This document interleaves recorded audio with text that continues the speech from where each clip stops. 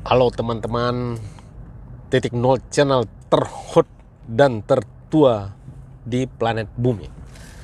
Sekarang kita mau menuju Malioboro. Janji dengan teman sahabat untuk ngopi di Kopi Plausan. Kita mau mencoba mengunjungi beliau. Bagaimana trik ataupun cara untuk memasuki perguruan tinggi dari perspektif psikologi, karena ini adalah orang psikolog dan beliau juga sudah diundang oleh Mabes Polri untuk menyeleksi calon-calon pemimpin di Polri. Saya pikir memang benar-benar layak untuk kita mintai pendapatnya. Begitu juga di Kementerian Agama, beliau juga dipakai pikirannya untuk seleksi menduduki jabatan-jabatan penting. Jadi kita sebentar lagi sampai. Kita sudah sampai ini di Jalan Malioboro. Kita mau mencoba mencari parkir dulu dan habis itu mencari Kopi Plausan. Dugaan saya tidak begitu jauh dari sini, cuman persoalannya parkirnya. Apakah memang jauh dari sini atau tidak? Nah, itu menjadi pertanyaan besar. Jadi kita udah sampai ke TKP. Jadi sahabat saya ini adalah orang yang benar-benar hebat. Dia adalah alumni UGM, kemudian S2 dan S3 di bidang psikologi. Siapa namanya? Nanti kita ketemu dulu ya. Kita mencoba berbincang-bincang sama beliau karena ingin memberikan sesuatu kepada adik-adik kita yang mencari perguruan tinggi yang sesuai dengan keahliannya. Artinya, mana tahu ada sedikit kita bisa memberikan trik bagaimana sebetulnya adik-adik kita ini yang SMA, Alia mencari bakat dalam dirinya sehingga dia tidak salah untuk memilih perguruan tinggi. Kira-kira itu maksudnya diluncurkan pembicaraan. Persoalannya kenapa kita membuat cerita tentang trik masuk perguruan tinggi dari perspektif psikologi ini, karena banyak persoalan. Salah satunya adalah sebagaimana yang disebutkan oleh Profesor Renal Kasali bahwa ada ledakan non-degree. Artinya banyak sekali orang-orang yang ahli sekarang tidak pakai gelar. Bukan di situ masalahnya, tapi khawatir kita bahwa orang-orang yang masuk perguruan tinggi itu nanti ceritanya salah pilih gitu. Maka mungkin yang mau kita buat ini adalah satu tetes air dalam lautan. Tapi harapan kita akan berbuat sesuatu untuk adik-adik kita dan generasi sehingga mereka apabila mendengarkan channel ini, karena orangnya adalah orang yang benar-benar menekuni tentang psikologi, mudah-mudahan bisa membantu untuk mengimprove pikirannya sehingga nggak salah pilih gitu. Oke, kita sudah masuk lagi nih Jalan Malioboro. Mudah-mudahan sekali ini kita dapat parkir setelah tawaf 2 kali. Ya, padat ini. Cerita COVID dah selesai. Tadi malam kita di sini luar biasa, untuk mencapai tempat ini sangat sulit. Nah itu banyak yang foto-foto itu Jalan Malioboro. Nah, karena COVID sudah selesai, sehingga bapak-bapak, ibu-ibu yang menghidupi keluarganya dari pekerja di sini, insya Allah mudah-mudahan diberkati, dapat rezeki. Oke, sobat channel The Hoters, channel yang paling hot dan tertua di planet bumi. Ternyata saking memang padatnya ini transportasi, sulit menemukannya. Kita sudah bergeser dari Malioboro ke alun-alun Kabupaten Sleman. Luar biasa ini, Mas Beni. Inilah yang kita buru mulai dari Jakarta, berniat sampai ke sini, udah ketemu di sini. Dia sangat kita butuhkan pikirannya untuk memberikan sumbangan terhadap adik-adik kita yang ingin memasuki perguruan tinggi. Karena persoalan masuk perguruan tinggi ini adalah termasuk persoalan menentukan nasib dan tujuan hidup ini. Iya, betul. Betul enggak? Betul, taruhannya di perguruan tinggi. Di perguruan tinggi. Iya. Jadi kalau sekarang atau mungkin dari dulu-dulu pun waktu kita mahasiswa, Mas, Ya. itu banyak yang salah pilih. Salah pilih berbahaya. Salah pilih perguruan tinggi, salah pilih jurusan, salah milih jodoh juga masalah juga ya. Ya. Nah ini ada mungkin tips dan strategi ataupun cara yang bisa disumbangkan untuk ke teman-teman The Hoters ini, Ya. Mas Ben. Ya, baik.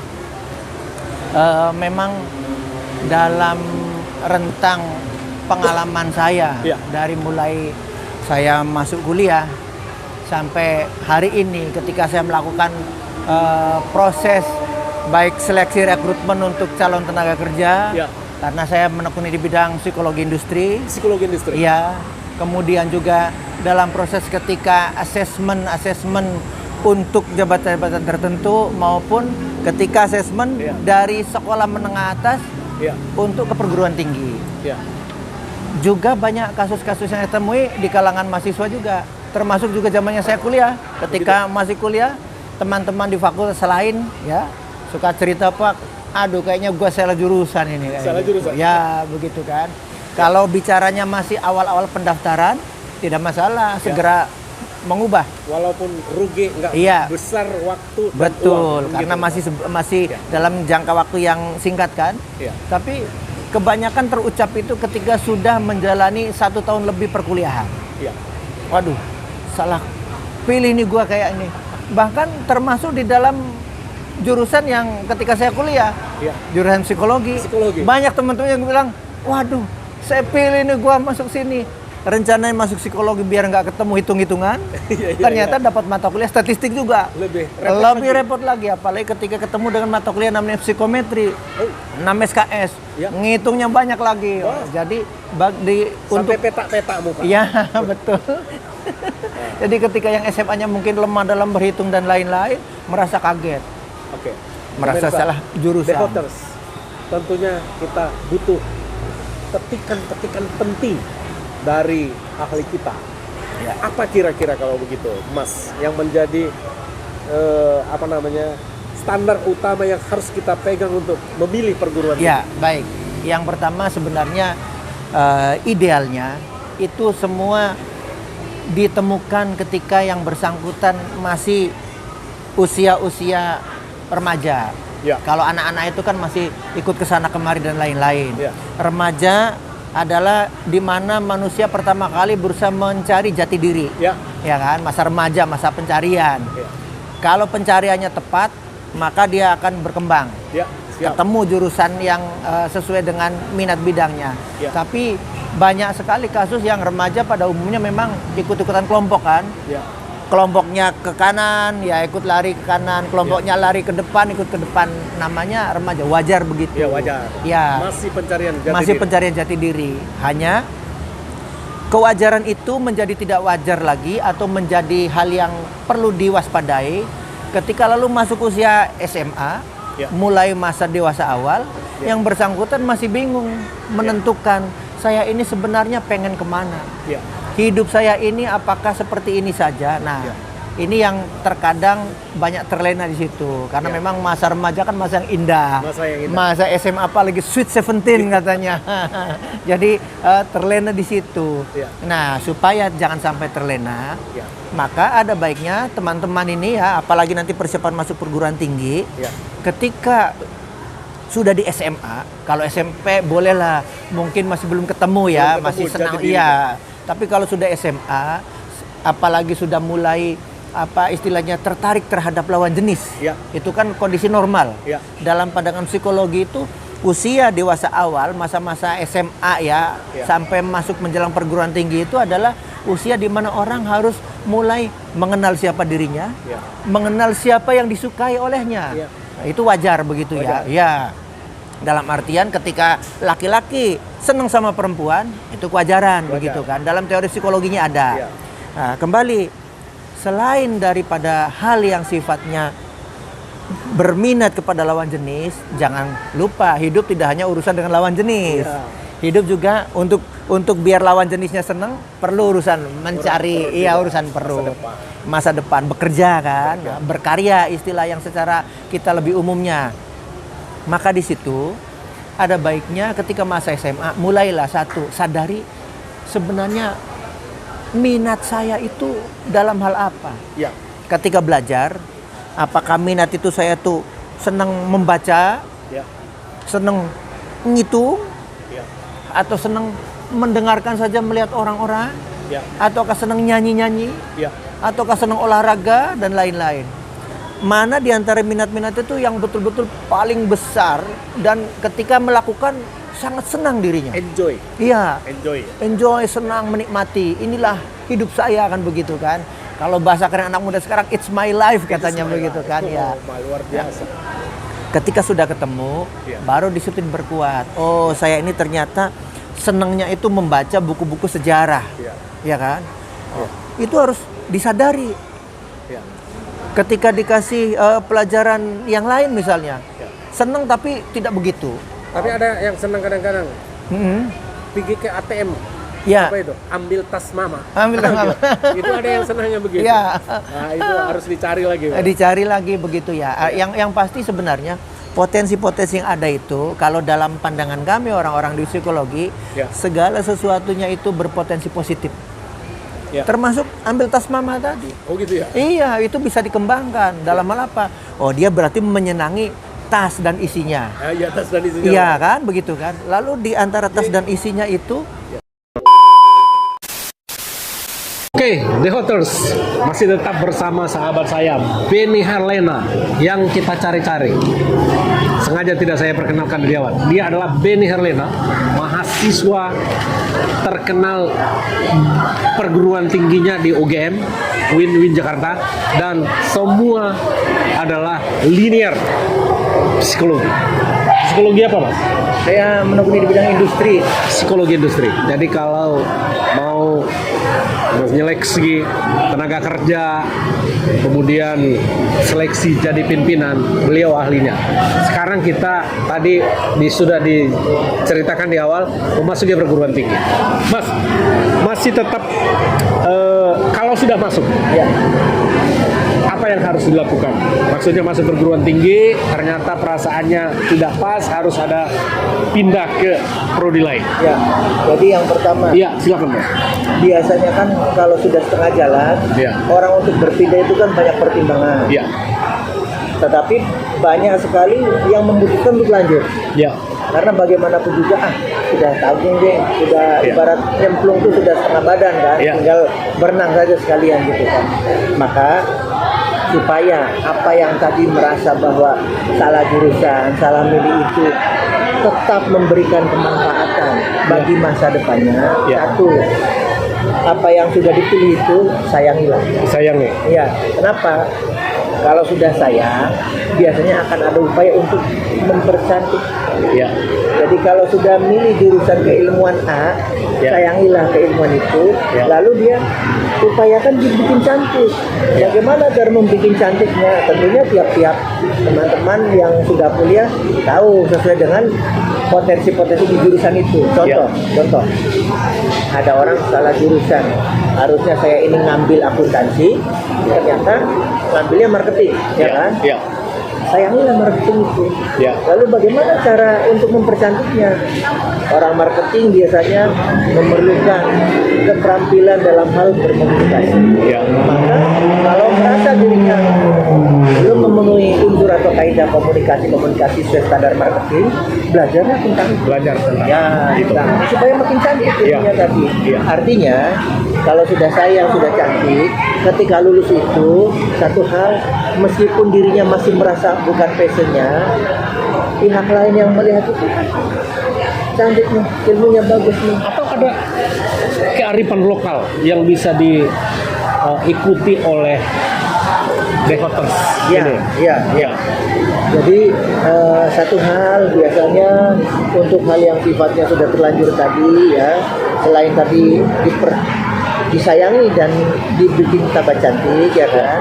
Yang kedua adalah jangan lupa tetap untuk sebenarnya passionnya di mana. Saya teringat selalu Mas bilang tentang Sunan Kalijaga. Iya. Ini bagaimana? Oke, kalau dalam hal di kampus kami Iya. ya, ada ajaran Sunan Kalijaga itu yang dijadikan simbol filosofi besar di kampus Iya. kami. Anglaras ilining banyu ngeli, Iya. angeli nanging ora heli. Artinya sebenarnya kita itu terhanyut pada air yang mengalir, Ya. ya. Tapi kita tidak terhanyut. Ya. Kita hanyut pada air yang mengalir, tetapi jangan sampai kita terhanyut. Ya. Artinya apa di situ? Kita tetap punya potensi-potensi kita yang sesungguhnya. Iya. Tidak asal terbawa air mengalir. Ya. Jadi Itu- kalau nanti terhanyut berarti itu ikan mati. Ya, Iya. tapi kalau dia dalam hal ini kan airnya mengalir, dia hanyut, tapi Iya. dia tidak terhanyut, masih Iya. bisa Masih berenang bisa ke sana berenang kemari. ke sana kemari. Artinya apa? Potensi-potensinya tadi dia masih bisa dimunculkan, dikembangkan. Ya, luar biasa. Mas, Ya. tidak terasa ini sudah beberapa saat kita berdialog. Mudah-mudahan ada manfaatnya. Oke. Sekitar 1-2 menit sebagai kesimpulan. Ya, baik. Kesimpulannya yang pertama, bagi yang merasa sudah terlanjur salah memilih, Ya. tetap lanjutkanlah pilihan itu, Ya. ya kan. Yang kedua, sayangilah yang sudah dipilih, Ya. kemudian dipercantik. Ya. Setelah dipercantik tadi, selanjutnya adalah tetap bahwa apapun yang sudah dipilih itu sebenarnya secara tidak langsung itu petunjuk Tuhan bagi kita. Ya. Kita terima, ya kan? Setelah kita terima, kita lestarikan, kemudian jangan kita sembunyikan, tunjukkanlah inilah saya. Ya.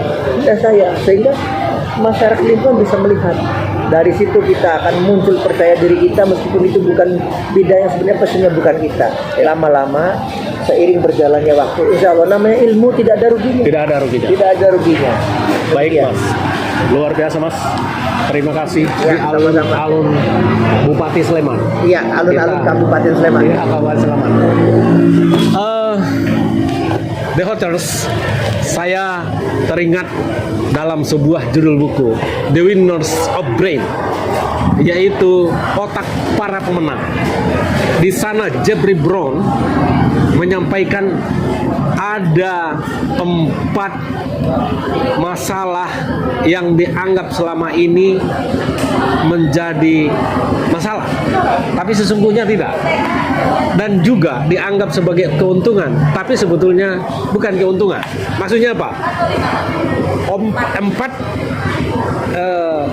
permasalahan yang berhubungan langsung dengan kesuksesan dan kebahagiaan orang lain. Yang pertama disampaikan oleh Mas Benny, yaitu mencintai pekerjaan. Yang kedua adalah bersungguh-sungguh. Dan yang ketiga adalah membuat otak kita tahan banting. Dan yang keempat adalah selalu mengupgrade. Jadi bukan persoalan yang sukses itu karena kebetulan. Dan yang sukses itu karena keturunan. Yang sukses itu karena kepintaran. Bukan. Yang sukses itu karena takdir. Bukan. Kesuksesan pemenang adalah berhubungan yang keempat tadi. Cinta. Kemudian membuat otak dan tahan banting, bersungguh-sungguh, dan mengupgrade pikiran, mempercantik istilah Mas Beni. Sekian, terima kasih dari alun-alun Bupati Sleman, The Hotels.